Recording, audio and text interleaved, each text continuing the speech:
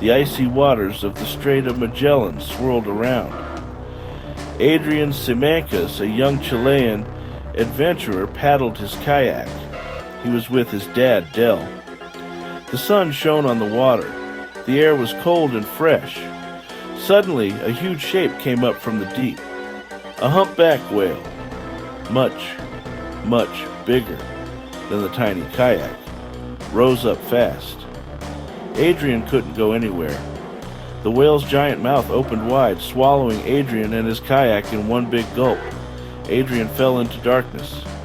The smell of salty water and something else, something old and fishy, filled his nose. He was trapped.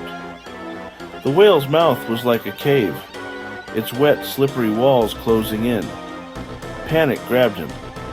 Adrian thought of his dad, watching helplessly from far away. He thought of his life, like a movie playing fast. This is it, he thought. This is how I die. Fear made him move.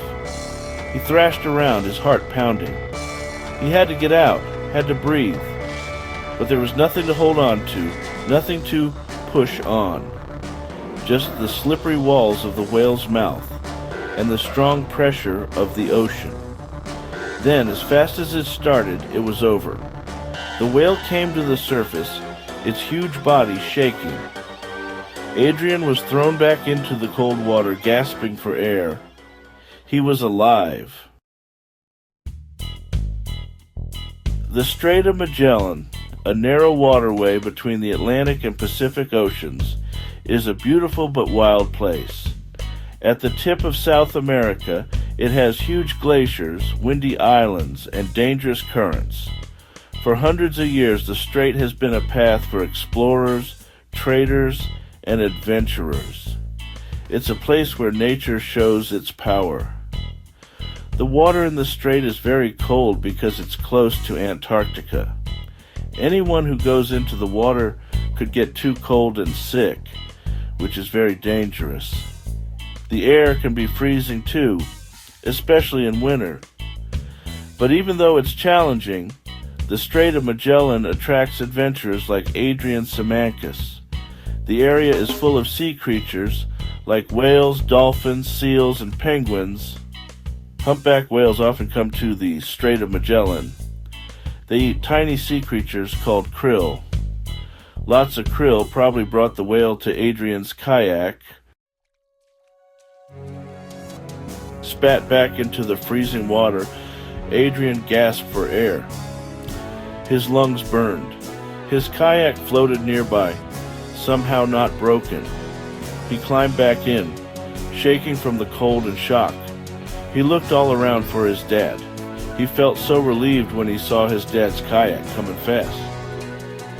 Del had seen everything. He had filmed the whale coming up and Adrian disappearing into its mouth. He had thought the worst, imagining his son lost forever. Seeing Adrian come back up, alive and mostly okay, was a miracle. The whole thing, though short, felt like forever to Adrian. The feeling of being trapped, the squeezing, the huge fear. It was a terrible nightmare. He lived, but he would never forget it.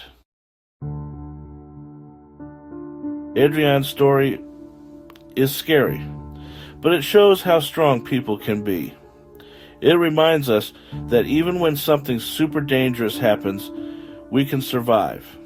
His experience also shows us how powerful nature is and how small we are compared to it. Whale attacks on people are very, very rare, especially in the Strait of Magellan. Humpback whales are usually gentle, more interested in tiny krill than in people. But as people go further into the whale's home, things like what happened to Adrian might happen more often. Adrian's story is a warning, reminding us of the dangers of going into the wild. But it's also a story about surviving, about bravery, and about the strong love between a dad and his son.